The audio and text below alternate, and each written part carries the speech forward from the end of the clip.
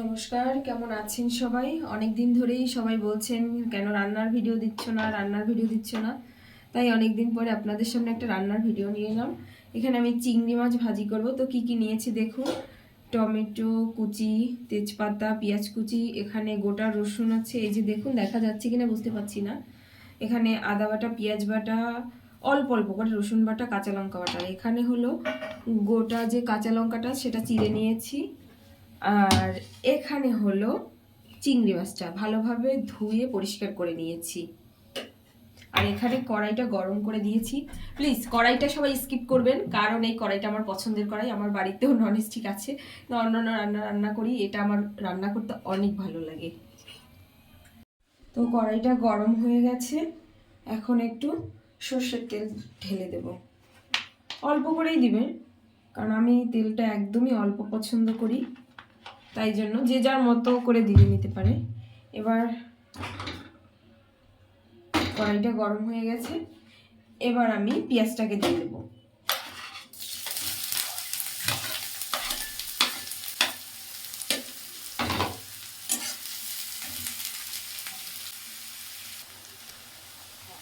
পেঁয়াজটা হাফ ভাজা হয়ে গেছে, এবার আমি গোটা যে রসুনটা আছে তো সেটা আমি দিয়ে দেব।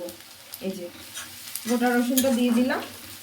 এবার আমি এই যে টমেটো কুচি করে নিয়েছি এটা দিয়ে দেব।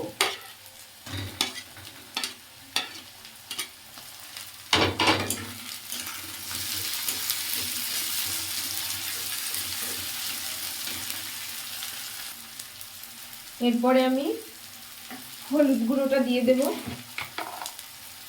আর হলুদ গুঁড়ো পরে কেউ যদি গুঁড়ো লঙ্কাটা অল্প দিয়ে দিতে পারেন, আর আমি গুঁড়ো লঙ্কা খাই না, তাই জন্য আমি কাঁচা লঙ্কাটা দিয়ে দিলাম। ব্যাস, ভালোভাবে কষাতে হবে। এবার এই যে জিরে বাটা, আদা বাটা, আর এখানে আছে রসুন অল্প বাটা, এটা দিয়ে দেবো। আর একটু পেঁয়াজ বাটা এটা দিয়ে দেবো। আর এরপরে আমি এখানে পরিমাণ মতো নুনটা দিয়ে দেবো, যতটুকু দরকার। আর এরপরে তেজপাতা দিয়ে দেব।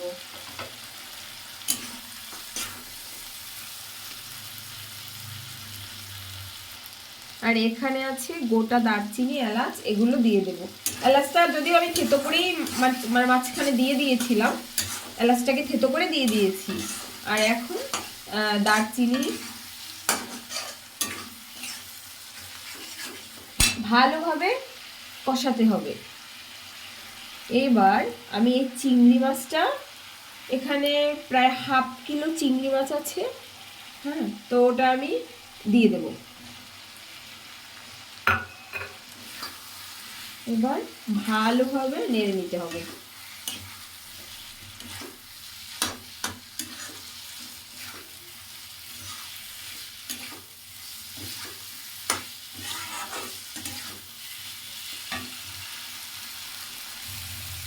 তো এটা একটু সাদা কালার হয়ে গেছে, বিকজ আমি লঙ্কার গুঁড়োটা ইউজ করিনি, তো তাই জন্য।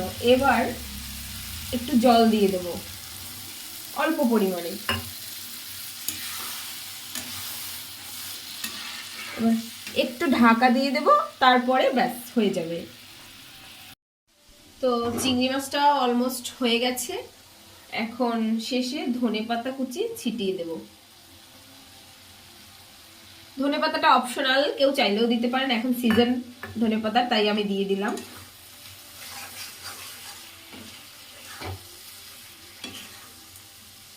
এই যে দেখুন, এভাবে রান্না হয়ে গেছে। আপনারা বাড়িতে এইভাবে তৈরি করে ফেলবেন, ঝটপট চিংড়ি মাছের কষা। এই যে দেখুন, এটা দিয়ে এক থালা ভাত খাওয়া যাবে। তো আপনারা আজকে ট্রাই করবেন। টাটা, ভালো থাকবেন সবাই।